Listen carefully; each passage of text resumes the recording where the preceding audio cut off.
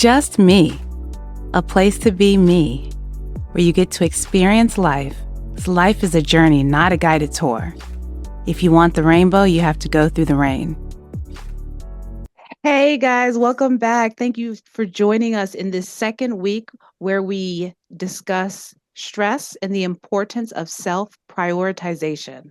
So, the first week, we discussed the importance of prioritizing ourselves and what that looks like to really listen to ourselves and giving ourselves permission to rest.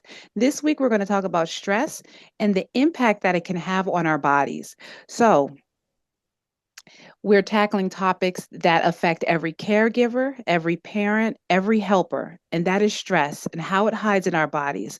So, my name is Sasha Giles. I'm a licensed clinical social worker and one of three voices of Just Me podcast. Um, and who else do I have with me?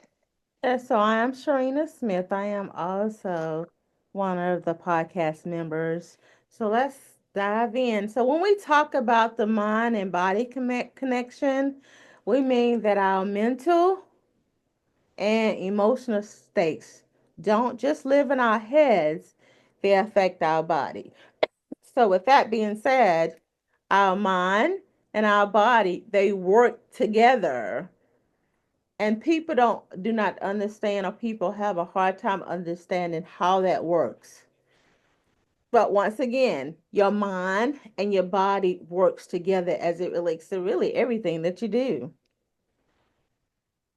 Yes, and there are several theories about why, as human beings, we have learned to disconnect our minds from our body. One of them being, just think about how we take care of ourselves in the medical practice, in the medical field.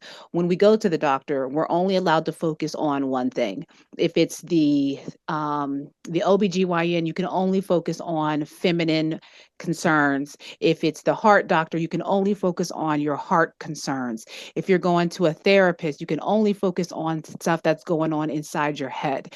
So, really, as a um, colonial way of thinking, we have learned to separate our body parts. Um, and it has transitioned into human beings really internalizing that our bodies are not connected. Our mind and our body are disconnected.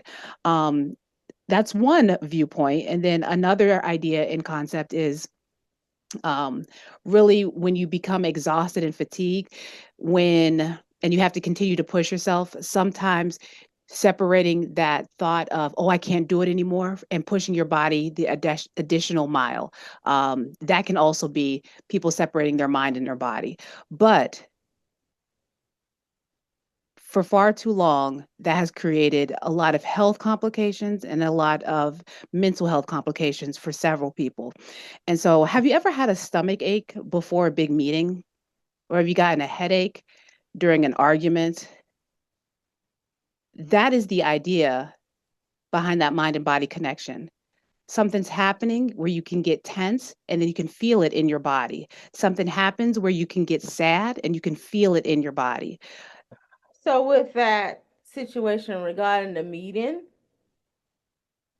I would think for those events, yes, you receive these feelings within your body, but with that being said, as in that example, that meeting doesn't last forever. Most of the times your meetings last 1 hour, 2 hours, maybe a day. And then you can move past that, hopefully. But the kicker is that if you're taking care of a sick child or a sick loved one, and you don't know when it's going to end, that is when that physical condition or that physical health can become chronic because it piles up day after day after day with no off switch. Or, just being in a job that you really hate. Hmm. Wrong word, but a lot of us are in jobs where we do not like, and we go there day after day after day. And that is ongoing chronic stress that affects us mentally and physically and physically. Absolutely. So let's talk about what chronic stress looks like in the body, how it shows up. So This is not for everybody, but in some situations, for some people, chronic stress can look like being tired constantly. Like the tiredness just never goes away. And it could be mental fatigue and it could be physical fatigue. It can also look like high blood pressure. It can also look like you feel like your heart is beating constantly at a rate of just a speed race track, just going, going, going. It's just racing, racing, racing. Your heart is always racing. It can also look like tension headaches. Headaches where it starts in the front of your head. It can go down your neck, on the side of your shoulders, and all the way in your back. It can radiate throughout your upper back. It can look like not being able to sleep. It can look like you go to bed at 10 o'clock, you lie in bed, but you're doom scrolling because you're thinking about other things and you're just not tired. So, doom scrolling is just looking at different memes or videos, short clips, just to kind of distract yourself. It can look like lying in bed and not being able to go to sleep within maybe the first 30 minutes. It can look like waking up every hour and a half because you are thinking about something. It can be hormone imbalance. It can be having low vitamin D. It can be having low iron. It can be having low magnesium. And also, these this stress can continue to fester in your body where you can have a lot of inflammatory or inflammation, that where you have problems with the digestive system, the immune system, and also your reproductive health system. And what happens is you keep going to the doctors and they keep, and they express, sometimes they don't know what it is. Sometimes they say, "Hey, I see what's going on with you, but it doesn't add up why you're having these problems." So that stress can affect the immune, the digestive system, and the reproductive system. And what is happening in this present time is a lot of young people are having it. And this is the chronic stress as it relates to showing up day after day in environments that are really causing long term effects. Hmm. Absolutely. It's like your body is basically stuck on the go, go, go mode and it never gets to hit pause. And you know what that is? Burnout. Burnout. Not just mentally, but physically. This is straight up burnout. You are burned out. Yeah. Burnout. You have nothing else to give. So, what do we do with this? What do we do with this idea of burnout physically? The first thing that we can do is start listening to our bodies. And something when it comes to listening to your bodies, and also what I do in therapy, is the main thing is just trying to bring people back to the present. That if I can get you, or we can get you here now in the present, when it comes to listening to your bodies, you'll be able to figure out, where am I holding all this tension at? And I know for me, I hold it in my neck. And it also what hurts when, even when I'm rest. Even though when I'm trying to rest, my neck still hurt because of all the tension that I'm holding in it. And also, another thing is, what emotion might be living in that pain? Is it frustration? Do I feel like I'm trapped? Do I feel as if I am doomed? Which trap, doom, all that is the same thing. So we really have to listen to our bodies. But in order to listen to your bodies, you have to come to the present, which is now. And then you have to figure out what is actually going on, like really checking in. I think some other emotions, Sharina, that can be possibly come up for people is guilt, emotion of guilt, abandonment, um, So when you do begin to sit with yourself and recognize where your body is tense at, it could be clutching your teeth, it could be wringing your hands together, it could be shaking your leg as you're sitting down, it could be a number of things.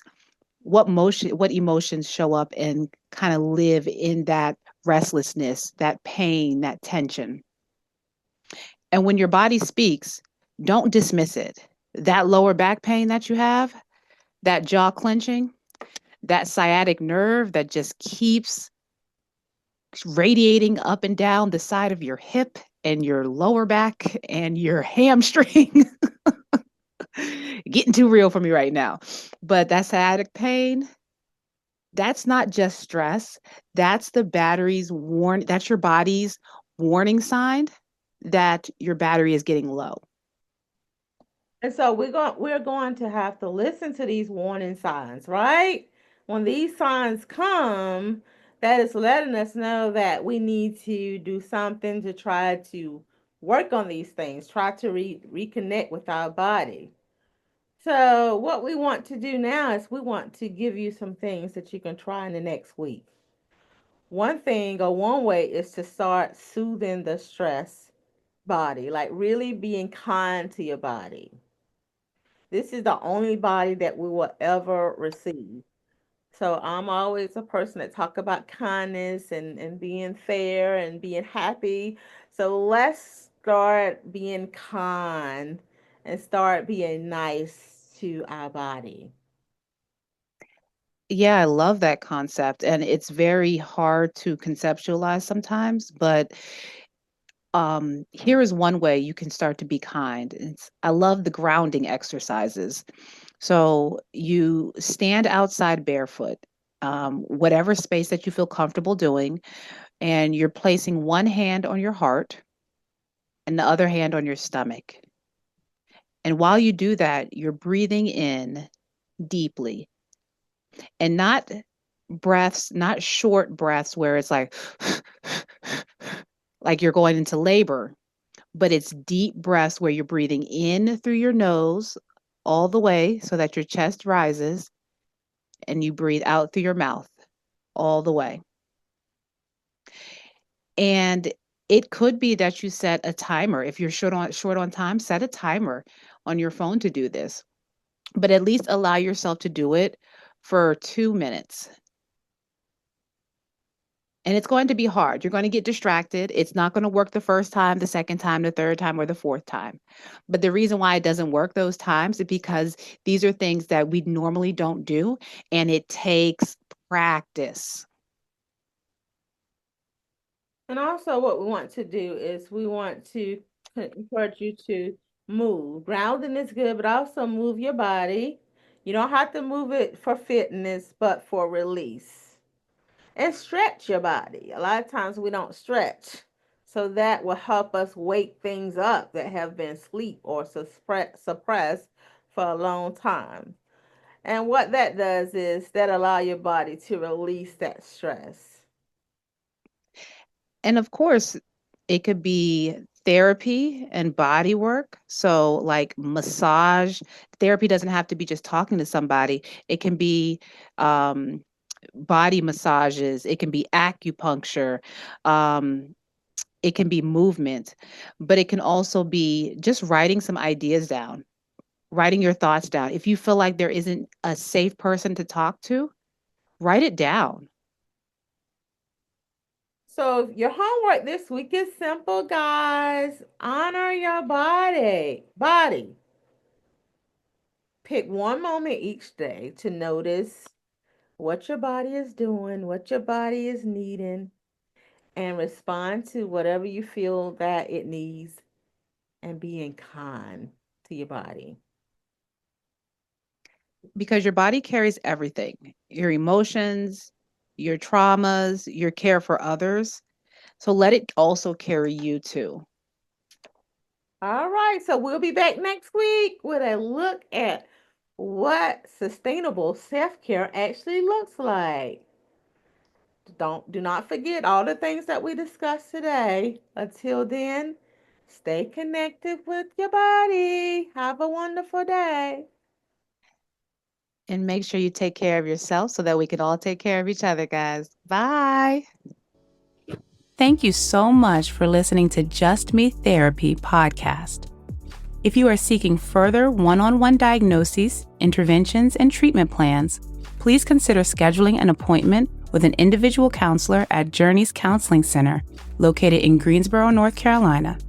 Journeys can be reached at 336-294-1349.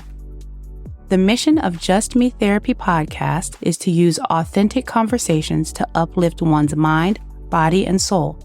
The goal of Just Me Therapy is to offer affordable education and insight to individuals who experience financial barriers to accessing individualized behavioral health care services. With that being said, the information, including opinions, advice, and recommendations discussed in this podcast, are intended for individual, informational, and educational purposes only. Such information is not intended to substitute the recommendations of your own licensed therapist or healthcare professional. Although we are licensed behavioral health professionals, we are not your licensed behavioral health professional. As a result, the advice mentioned on this podcast should not replace the recommendations offered by your own qualified health professional.